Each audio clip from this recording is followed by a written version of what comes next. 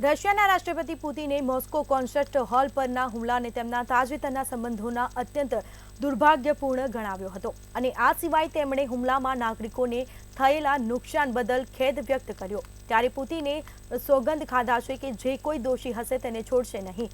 પુતિને આ ભયાનક ઘટનામાં પીડિતોના સન્માનમાં આજે રાષ્ટ્રીય શોક દિવસની જાહેરાત કરી। રાષ્ટ્રપતિ પુતિને એમ પણ કહ્યું હતું કે હુમલામાં અપરાધીઓને હુમલો કર્યા બાદ યુક્રેન ભાગી જવાની યોજના બનાવી હતી। તેણે દાવો કર્યો હતો કે આતંકવાદીઓએ સરહદ પર પાર કરી અને ભાગી જવા માટે યુક્રેનની અંદર તૈયારીઓ કરવામાં આવી હતી અને જો કે યુક્રેનને આ હુમલાથી પોતાનું દૂર રાખ્યા છે। યુક્રેનને તેના પર લાગેલા આરોપોને સંપૂર્ણપણે ફગાવી દીધા।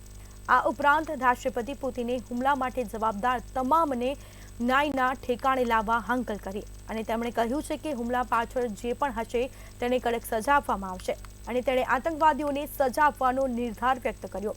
તેઓ જે પણ છે અને જે તેમને નિર્દેશિત કરી રહ્યા છે તેઓને બક્ષવામાં આવશે નહીં।